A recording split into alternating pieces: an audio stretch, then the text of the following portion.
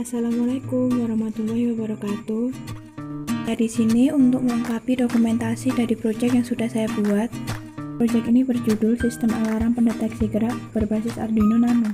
Alat dan bahan inti yang diperlukan seperti Arduino Nano, sensor PIR, LED hijau dan kuning, buzzer, adaptor dengan output 5,2 volt, saklar, akrilik putih susu, kabel jumper, dan kabel steker listrik. Proses pembuatan. Akrilik dibentuk seperti ini, lalu masukkan sensor PIR ke dalam lubang persegi yang sudah dibuat. Lem semua sisi dari sensor PIR agar hasil dari lemnya kuat, maka saya mengelemnya berkali-kali. Setelah semua sisi dilem, selanjutnya kita membuat lubang untuk buzzer dan LED. Sensor PIR digunakan sebagai acuan pembuatan lubang. Lubang yang lebih kecil di bagian bawah itu untuk buzzer, dan lubang yang lebih besar nanti untuk LED. Karena buzzer tidak akan ditimbulkan di alarm, maka kita harus mencocokkan lubang dari buzzer dengan lubang dari buzzer yang sudah kita buat. Setelah itu, kita lem komponen buzzer. Lakukan hal yang sama untuk buzzer kedua. Karena posisinya sulit dijangkau, maka saya menggunakan lem Alteco. Jangan lupa untuk ditekan agar hasilnya nanti lebih kuat. Pastikan semuanya terpasang dengan kuat dan lubang buzzer sesuai dengan lubang dari tempatnya. Jika tidak sesuai, maka suara buzzer nanti akan tertutup. Selanjutnya, pemasangan dan pengeleman LED hijau dan kuning yang sudah dihubungkan dengan resistor dan kabel untuk ground. Untuk hasilnya yang akan timbul hanya sensor PIR dan kedua LED. Setelah itu hubungkan pin-pin Arduino ke masing-masing komponen alarm. Hubungkan pin-pin Arduino dengan komponen lainnya sesuai dengan gambar. Saya menggunakan komponen bagian dalam adaptor HP bekas sebagai catu dayanya nanti. Selanjutnya, hubungkan dengan kabel jumper agar nanti bisa terhubung dengan pin Arduino.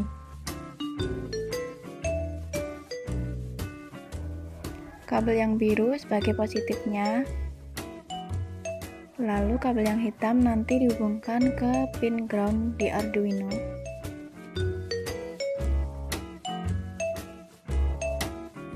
Sambungkan adaptor dengan kabel steker atau kabel yang akan kita hubungkan ke stop kontak.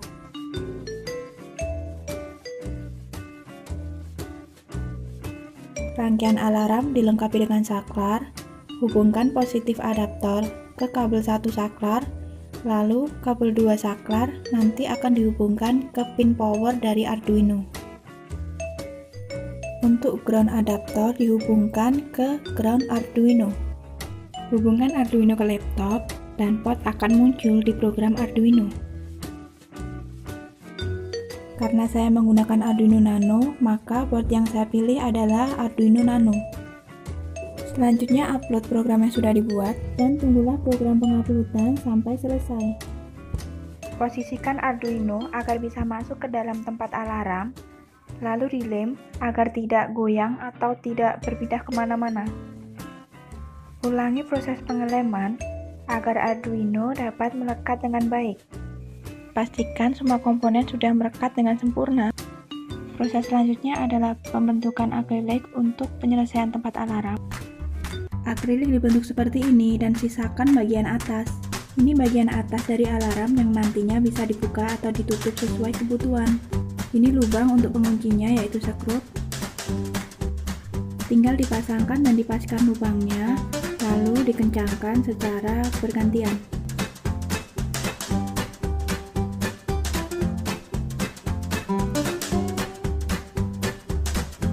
Ini bagian atas, bagian depan, dan juga bagian samping kiri serta belakang. Setelah di bagian belakang ini ditujukan untuk pendinginan komponen. Alarm bisa diletakkan atau digantung sesuai dengan kebutuhan. Proses pengujian.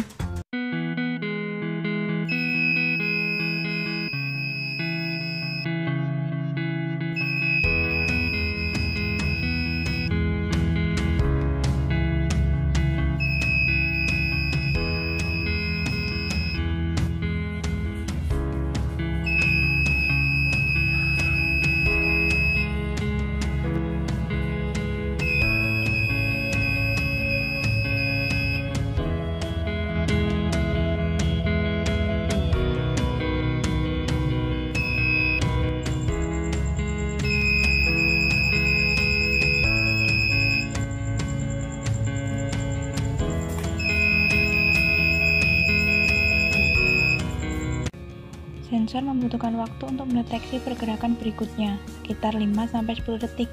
Ujian terhadap hewan dan jarak. Pergerakan hewan hanya akan terdeteksi dengan jarak yang dekat, paling jauh hanya 1 meter dari alarm. Maka dari itu, pergerakan ayam tidak terdeteksi dan tidak menghidupkan buzzer serta LED kuning.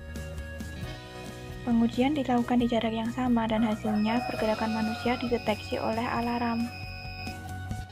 Dapat disimpulkan sebaiknya alarm diletakkan di tempat yang jarang dilewati oleh binatang peliharaan di jarak yang dekat. Pengujian terhadap penghalang.